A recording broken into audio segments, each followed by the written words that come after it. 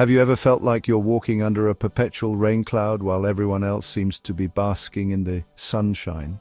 Like life has singled you out for disappointment, heartache, and struggle? We ask ourselves, why me? Why do bad things always seem to happen to me? We've all been there, friends. It's that heavy feeling of being unlucky, of constantly getting the short end of the stick. But here's the thing about feeling unlucky. It's often less about what's actually happening to us and more about how we're processing the world around us. We're wired for survival, and sometimes that wiring can get a little crossed. Our brains tend to latch onto negative experiences more strongly than positive ones. It's called negativity bias. It's like our internal radar is hyper-focused on scanning for threats even when they're not really there. So if you're tired of feeling like the universe is conspiring against you, I want you to know that there's hope.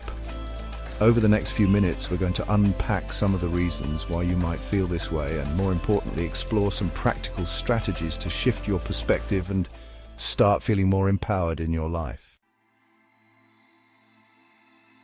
Remember that negativity bias we talked about? It's a sneaky one. It can make us feel like we're constantly being bombarded by bad news, even when good things are happening simultaneously.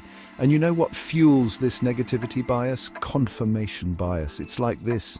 Our brains love patterns. They crave them.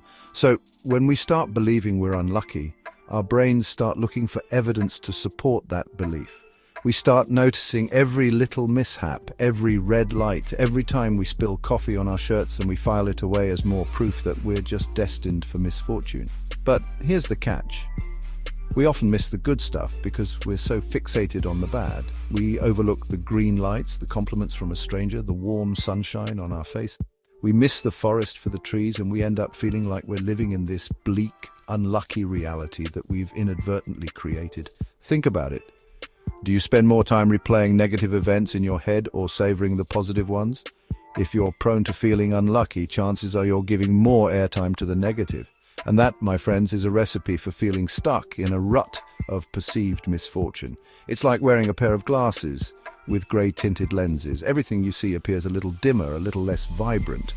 But the truth is, the world is a tapestry of both light and dark, good and bad, lucky and unlucky. The key is to recognize that our perception is not always reality.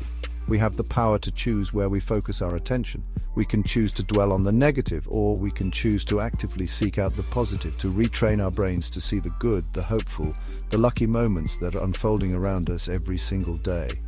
It's not about denying the presence of challenges or pretending that everything is rosy all the time. It's about recognizing that we have a choice in how we perceive and interpret the events in our lives. So the next time you find yourself spiraling down the rabbit hole of negativity, hit the pause button, take a deep breath, and ask yourself, what evidence do I have to support this belief that I'm unlucky?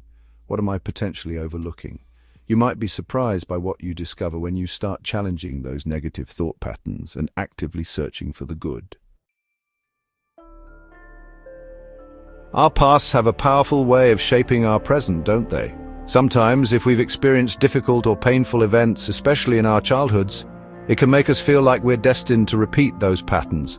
It's like our hearts and minds get stuck in a loop, replaying old hurts and disappointments, whispering, see, this is what always happens. You're going to get hurt again. This is what we call learned helplessness. If we've faced repeated setbacks or failures, it can be difficult to shake the feeling that we're simply not cut out for success or happiness. It's like we've internalized those past experiences and woven them into the fabric of our identity. We might even start avoiding new opportunities or shying away from taking risks, because we're so afraid of experiencing that same pain again. It's a self-protection mechanism, a way of trying to shield ourselves from further heartache. But here's the thing about learned helplessness. It doesn't have to define us. Just because we've experienced pain or disappointment in the past doesn't mean we're doomed to repeat it. Healing is possible. Growth is possible. It takes courage to confront those old wounds, to acknowledge the impact they've had on us. But it's in that courageous space of acknowledging and processing our past that we can begin to rewrite the narrative. We can start to challenge those limiting beliefs that tell us we're unworthy or undeserving of love, joy, and success. We can start to cultivate self-compassion and recognize that we're not defined by our past experiences. We are capable of healing, of learning, of growing. We are capable of creating a different future for ourselves, one where we no longer feel trapped by the shadows of our past. It might not be easy, but it's absolutely possible. Chapter 3. Strong emotions. Let's talk about emotions for a moment. Those big, messy, sometimes overwhelming feelings that color our inner worlds. When we're hit with a string of bad luck, it's natural to feel frustrated, angry, even a little hopeless. And sometimes those feelings bubble up in the form of that familiar question, why do bad things always happen to me?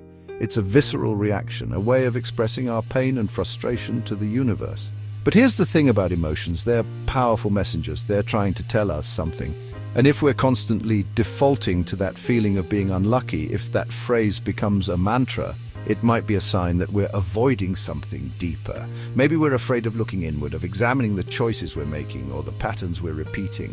Maybe it feels safer to blame external forces, bad luck, the universe, fate, than it does to take ownership of our own lives. Because here's the truth, sometimes we play a role in our own misfortune. Not always, of course, but sometimes our choices, our behaviors, our perspectives can contribute to the challenges we face, and that can be a really uncomfortable truth to confront. It's much easier to throw our hands up in the air and declare ourselves victims of circumstance than it is to take a long, hard look in the mirror and ask ourselves, what part am I playing in this? What can I do differently next time?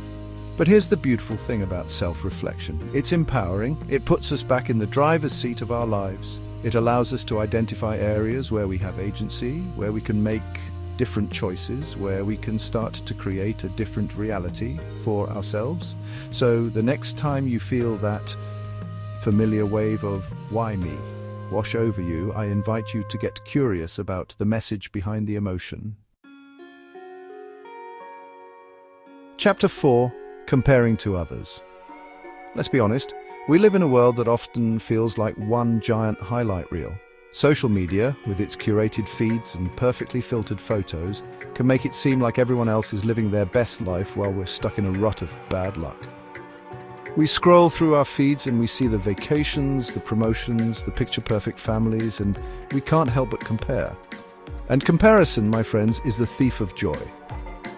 It's easy to fall into the trap of thinking, well, if everyone else seems to be thriving, then something must be wrong with me. We start to feel like we're falling behind, like we're not good enough, lucky enough, successful enough.